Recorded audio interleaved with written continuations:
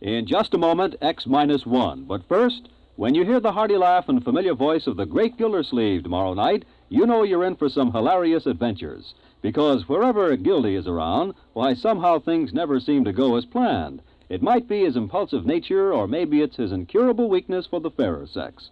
But whatever it is, the great Gildersleeve is bound to keep you laughing for a full 30 minutes.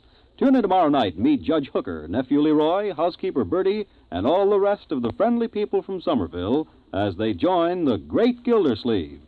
And now stay tuned for X-1 on NBC. Countdown for blast off. X-5, 4, 3, 2, X-1, fire.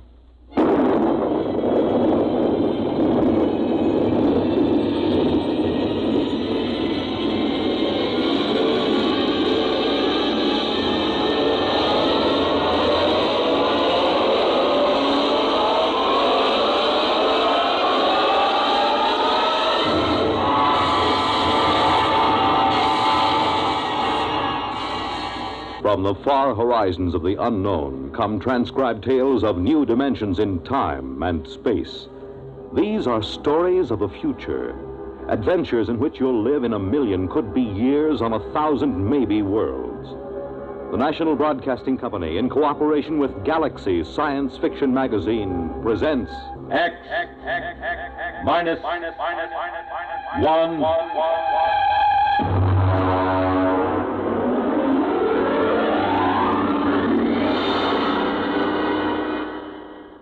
Tonight's story, Junkyard, by Clifford D. Simak. The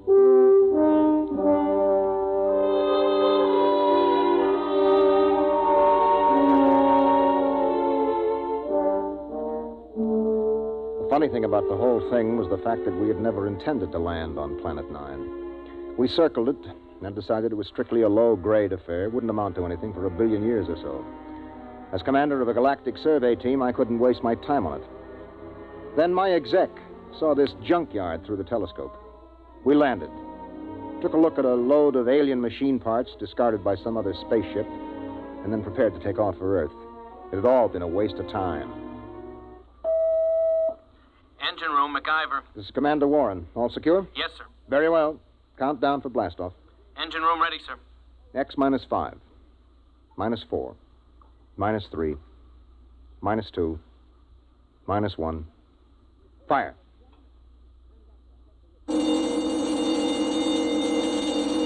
Mac, what's wrong down there? Well, I don't know, sir. Brady, get the data analyzer ready. We'll have to correct for a new takeoff time. That's the first time I ever heard of engine failure before takeoff. Oh, better before than after. Engine room? Yes, sir. What's happening? You boys ready yet?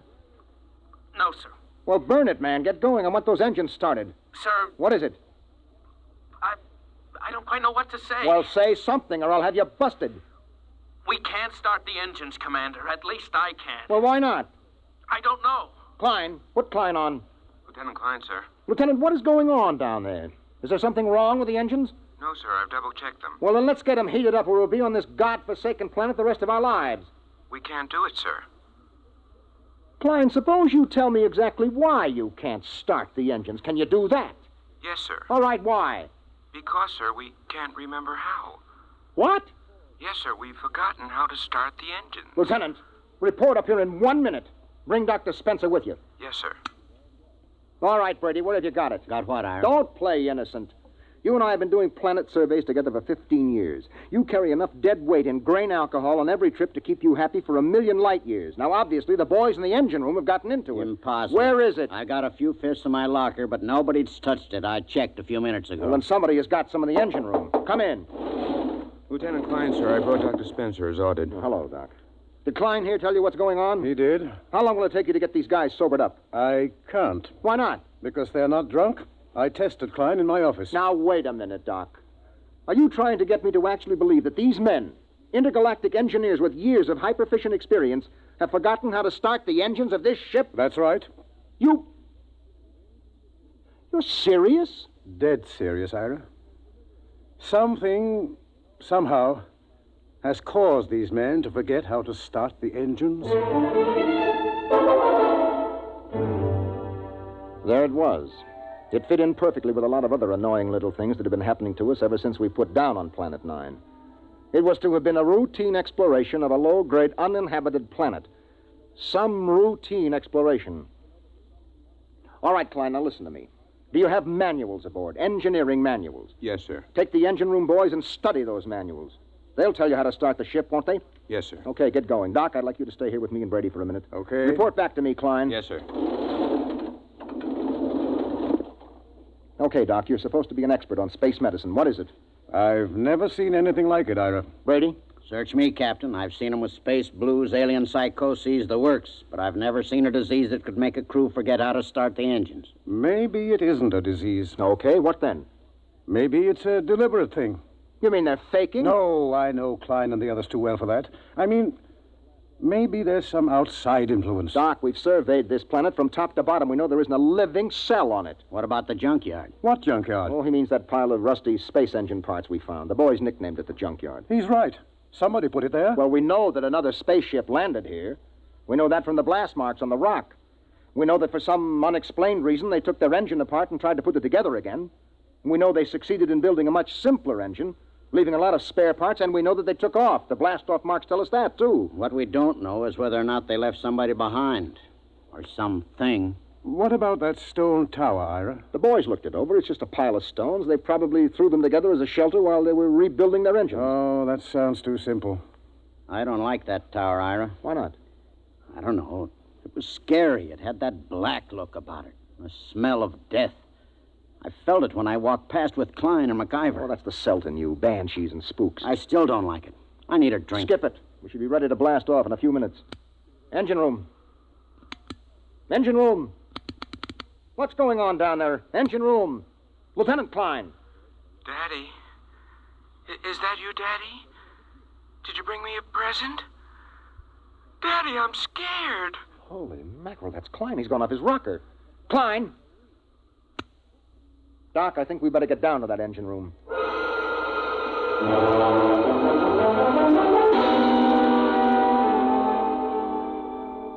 When Doc examined Klein, he found him to have the mind and memory of a 6-year-old. That's it, Ira. Something drained Klein of his memory. And that's as much as I can tell you. Well, that's a big help. Here's the manual he was reading. Well, at least we can follow this manual and get off this stinking planet. Hand it to me. Right here.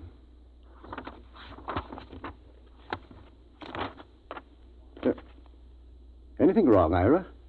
Is it all there? It's all here, Doc. This is the engine manual that tells all about the engines. How they operate, how to locate trouble, how to fix them, how to start them. Well, what is it then? You're sweating like a pig. All of a sudden, I can't remember the symbols. Doc, I've forgotten how to read.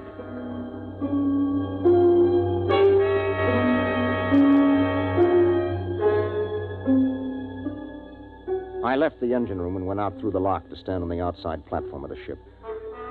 I looked over the junkyard where the metal of the rusted engine parts gleamed. There was a riddle there. A riddle we hadn't been able to figure out. Why had an alien spaceship landed here, ripped out its engines, and then put together a simple, less efficient engine and taken off again? And they had worked in an awful hurry, judging by the mess they'd left. Why? Why? Mind if I join you, Ira? No, help yourself, Doc. How's Klein? We've made him some toys. He's playing with them. I've assigned Mac to see that he doesn't hurt himself. Doc. Yes? Have you got any ideas on what's happening to us? Well, man experiences incidents, gathers knowledge, knows emotions. Then, as he grows older, he begins to forget those experiences, forget that knowledge.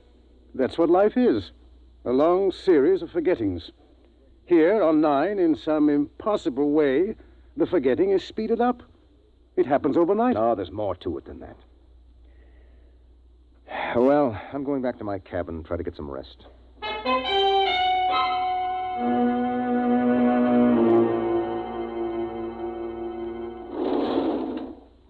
That you, Ira? That's me, Batters. What gives? We're in a jam. There's been planets I wouldn't mind being marooned on, you know. But this ain't one of them. There's something here, Ira. I can feel it. Yes, I can feel it myself. Maybe we should have looked around more. Klein looked around. Klein was the one found that tower. Bertie, that's right. He did. He said he didn't like it. He said it scared him. In the morning, Bad Ears, we'll go and see that tower.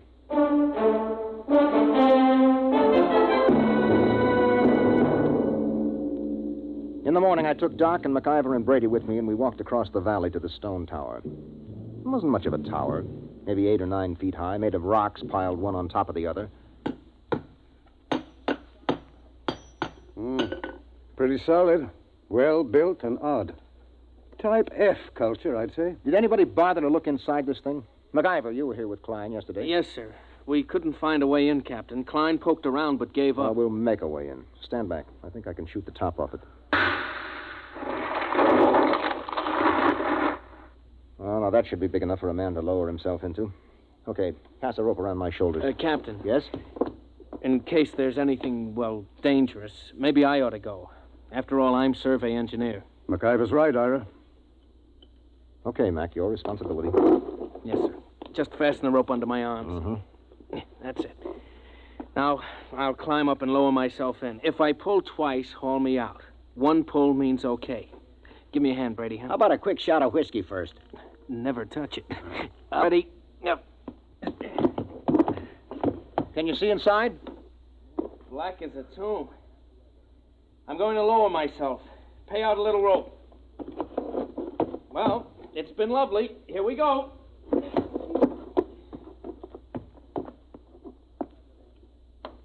One tug. He's on the ground inside. Yeah, I wonder what he's found. I still don't like it. Oh, Brady, there's probably not a thing in there except a few... There's 2 tugs. 3. Come on, haul them out. Heave. Yeah, Brady, help me through the top. Right. Easy now, Mac. What the heck is in there, anyway? Mac? Mac? Dada? Dada? Holy jumping asteroids. Doc, he's flipped. No, he hasn't lost his mind. He's just reverted to babyhood.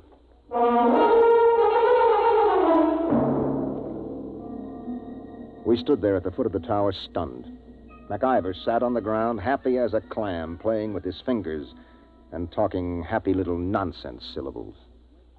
Doc, take a look at him. Make sure that he's okay physically. Check. If it's fright, his pulse will be way up. Mac, let me have your hand. That's a good fellow. Now. Good heavens. What is it? I've forgotten what the normal pulse rate is. Pulse? Doc, let's get out of here. Brady, pick up MacIver and bring him back to the ship. Come on, let's get away from this tower.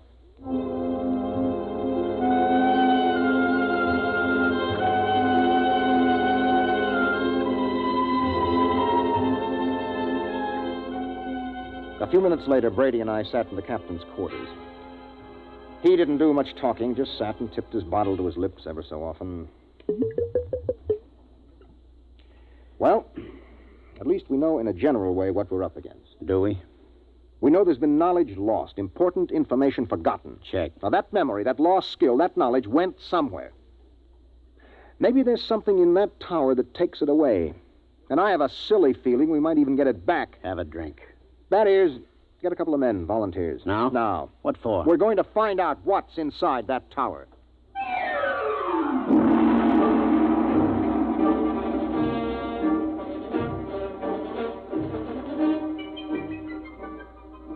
We lowered a rotating infrared movie camera into the tower, took some pictures, and went back to the ship for a look. There was something in there, all right.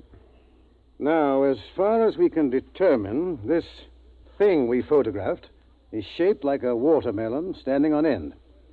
The movement of the hairs all over it suggests vibrations, such as an antenna of an insect. Underneath are wires leading to terminals that seemed plugged right into the thing. You think it's a form of life? My guess is a combination of living organism and machine. After all, man and machines work together. The difference is that man retains his individual identity. Well, since it doesn't locomote, somebody or something must have put it there. Exactly. It looks like some kind of communication organism. If it is, it's a communication machine that is built to take in information rather than pass it along. Doc, do you really think that egg in there has been stealing our memory? Why not? Well, because it's too wild. That's why not. It's no wilder than a lot of other things we found. Say that egg is a device for gathering knowledge. But there's no knowledge here to gather. I mean, how often does a ship land on an out-of-the-way melon like this? Wait a minute, Brady. Who says that knowledge has to be collected here? What? I said, why do we assume that knowledge has to be collected right here on Planet 9? We forget things back on Earth, don't we? Good Lord. Suppose you were some race setting out fish traps for knowledge, and you had plenty of time to gather it. Where would you put your traps? On a planet swarming with intelligent beings where the traps would be found and destroyed or their secrets snatched away? Or would you put them out on some second-rate world where nobody would ever bother them? Good heavens, I'd pick a spot just like this. Let me fill in this picture, Doc. I think that some unknown race is bent on trapping knowledge throughout the galaxy. Ira, if what you say is true, if it is, then every time someone on Earth forgets something, it's because one of these eggs has drained it out of him. Well? It's too fantastic. Have you got a better guess? No. Well, the question is, what do we do next? If anybody gets near that egg, he winds up like some puling little baby. You were pretty near it that first day. Did you forget anything? Well, how should I know? I was too pleasantly lit up on grain spirits to know the difference. Well, the question is still, what now? I'm going outside to think. Ira. Yes? There is one thing to keep in mind. What is that, Doc? If those are memory traps, then there must be a way for somebody to empty them. And if we're ever going to get away from here, what's gone in has got to come out.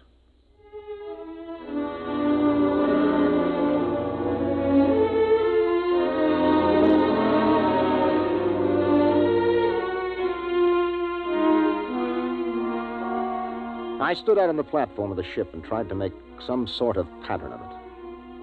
Forgetfulness. That was the key word. All through the galaxy, in every culture, there was forgetfulness. There were lots of learned theories, of course, kinks in the brain, neuroses, data processing. But suppose they were wrong. Might it not be that forgetfulness was caused by thousands upon thousands of these memory traps planted throughout the galaxy, nibbling away at the conscious memory of all the sentient beings that lived among the stars? On Earth, a man forgets slowly because the traps are far away. But here, in their very shadow, a man forgets suddenly. And then another thought entered my mind. What kind of race had set these traps? How did they empty them? How? How? Brady. Huh? Where do you keep your liquor? Not cheap. Come on, where? It's in my locker. Get it out of there, all of it. Ira. That's a direct order. Okay. All of it. That it? Yeah. I never thought I'd see the day when you pulled rank on me, Ira. If you confiscate this stuff, so help me, I'll never Who forgive said you. anything about confiscating? That is, have you ever really hung one on? I mean, just got pie-eyed drunk? Let's see. Yeah, there was once on Mars. Was that the worst? It was beautiful. Took me 3 days to sober up. They say I fought off the whole galactic patrol for hours. Well, do you think you got enough here to get that polluted again? I got a pretty good supply, Ira. Well, that's good, because in 1 minute, I'm going to give you a direct order to hang on the biggest, most monstrous drunk in the entire history of the universe. But first you have to volunteer. I volunteer. No, not until I explain why I'm doing this. Ira, this sort of project don't need reasons. It's a pleasure. Let me finish. You know that egg up in the tower? Yeah? The minute you get near it, it grabs your mind, wipes it clean, right? Yeah. And a lead space helmet doesn't shield you, as we saw with MacIver. Right. Now, Doc thinks this egg is a kind of communications thing. It must be. Okay, you're a communications man. What do you do when you can't shield a communication? Well, that's easy. You scramble it. Any fool knows. Holy mackerel. Exactly. Are you still game? You think it'll work? I don't know. I think it might. Well, suppose it doesn't. You'll be a babbling infant like Klein and MacIver. If we don't stop that thing, it'll happen anyway. Unless we can remember how to start the engines. Okay, Ira. I'll do it. When do I start? Right now.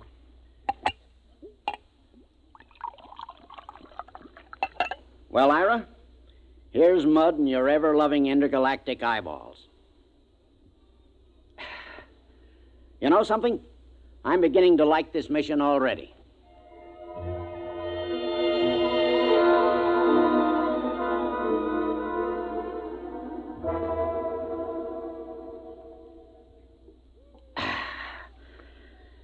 Well, that kills the last bottle. How am I doing, Ira, old buddy? You're not drunk enough. I should have picked somebody like Doc, except he'd probably pass out. I'm not drunk enough, huh, old buddy pal? Not yet. Well, then, in which case, old buddy, I'm going to have to do something I never like to have to do. What's that? I'm going to have to go into my extra special emergency reserve supply. It's a little supply I keep in case of getting marooned on a planet, you know? I don't like to go into it, but in this case, it's my duty.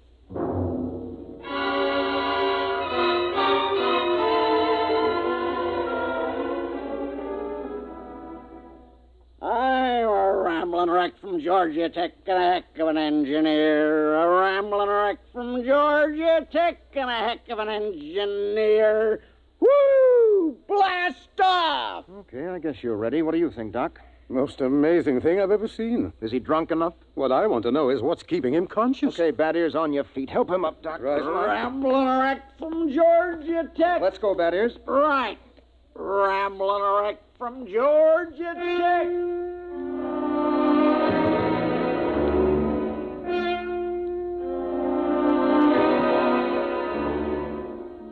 Somehow we pushed, hauled, and stumbled Bad Ears Brady out of the ship and up the rocks to the egg tower. We erected a tripod over the hole with a block and tackle, passed a rope around Brady's chest, and hauled him over the entrance to the tower. There he swung like some overstuffed pig, singing raucously under the eerie moonlight. Rambling wreck from Georgia Tech. Well, what do you say, Ira? We got the earphones on him so they can't slip off. They're on. Well, I guess we're ready to lower him. Ira. Yep. You sure? It's a man's life. I'm not sure, Doc. But as commander of this expedition, I sometimes have to risk the lives of my men. Okay, Ira. Lower away before I start to get sober. Lower away. Blast off. Fire one. Fire two. Bon voyage, Ira. Good luck, Brady. Good luck. He's at the bottom, Ira. Bad Ears, can you hear me? Get your hands out of my hair. Something's got his hands in my hair, Ira. Oh, the thing must be picking at his brain. Brady, listen to me. Do you see the egg? See it, it's my buddy, Ira. My little old egghead buddy. You and me's buddies, egghead, right? Have a drink. Oh, good Lord, he's got a bottle with him. He's pouring it on the egg. Brady, listen to me. The wires. Wires? The lead wires you took in with you. Yeah. Pull out the studs on the egg and hook your wires to it. You got that? Just a minute. Me and Egg here's gotta have a drink. Oh, good heavens. It's no use, Ira. He's too drunk to know what he's doing. I'll try again. Brady, listen. Your friend, the egg, can't hear you, see? He can't have a drink until you hook your wires into him. You got that? Sure, that's an awful thing. That's dreadful. Okay.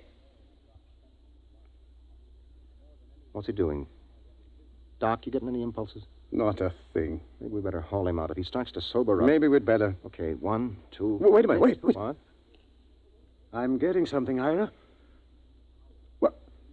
This is fantastic.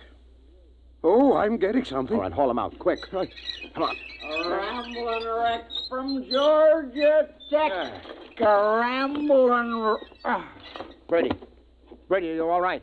Doc, help me. Take a look at him. Is he okay? Yes, he's okay. Just passed out. Let's get him back to the ship. Right. You know what, Ira? What? Tomorrow about 9 a.m., we're going to be in on the most colossal hangover in the history of mornings after.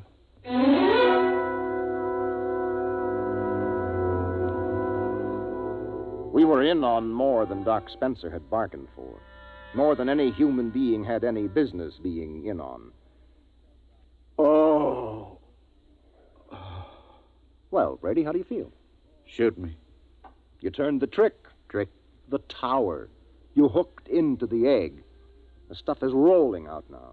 Doc and the boys have got a recording hooked up. The stuff they're listening in on is enough to set your teeth on edge. What's that? The information that mind trap has been collecting for hundreds of years. It'll take us years to sort it out, but we're getting some of it straight already. Any of our own stuff? Plenty. Anything on engines? Well, not on our engines. So? We got the dope on the Junkyard engine. Mac and the boys are helping to get it assembled. We're ripping out our own engines and just keeping some of the parts. Another junkyard, huh? Another junkyard. The engine we're building now is superior to anything ever built. Pretty handy little gadget, that egg. Only one thing. What's that? Tell Doc if he comes across a good hangover remedy to let me know, huh? Oh.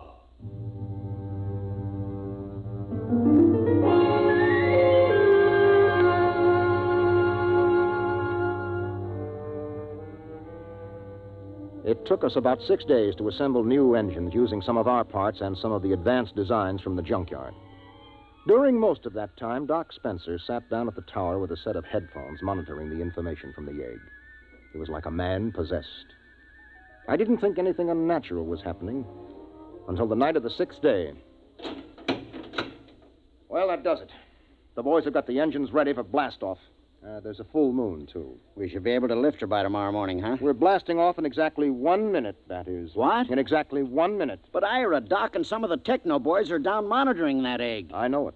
Well, it'll take them 20 minutes to get back into the ship with all that equipment. They're not getting back. Huh? I said they're not getting back. Ira, are you nuts? Come here, that is. I want you to take a look through this field scope. You can get a good close-up of Doc and the boys who have been monitoring that egg. Now, wait till I get it focused. You got 'em? Yeah? Take a close-up. Mother in heaven. You see why we have to leave them here? Those faces, they're like some kind of beast. What is it, Ira? What's happened to them? The same thing that must have happened to the crew of the last ship that touched here. The same thing that made them blast out of here in such a tearing hurry. What? That is, there isn't only knowledge in that thing. Those boys are monitoring something else. Something else. Personality, that is. They're not human anymore. They're turning alien.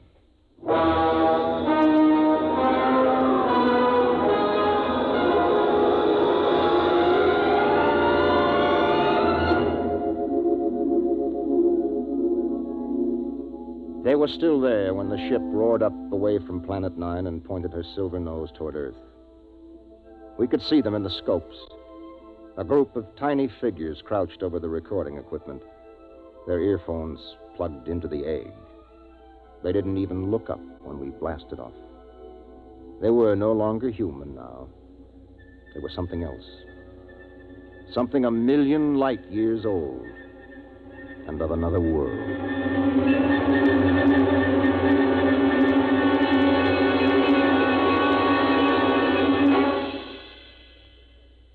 You have just heard X-1, presented by the National Broadcasting Company in cooperation with Galaxy Science Fiction Magazine, which this month features the R. DeWitt Miller story, Swenson, Dispatcher. The story of a shrewd but unscrupulous spaceship dispatcher who tries to best the rival airlines by unethical means, and with most surprising results. Galaxy Magazine on your newsstand today. Tonight, by transcription, X-1 has brought you Junkyard, a story from the pages of Galaxy written by Clifford D. Simak and adapted for radio by George Lefferts. Featured in the cast were John Larkin, Bob Hastings, Mercer McLeod, Stan Early, and Jack Orison. Your announcer, Fred Collins. X-1 was directed by Daniel Sutter and is an NBC Radio Network production.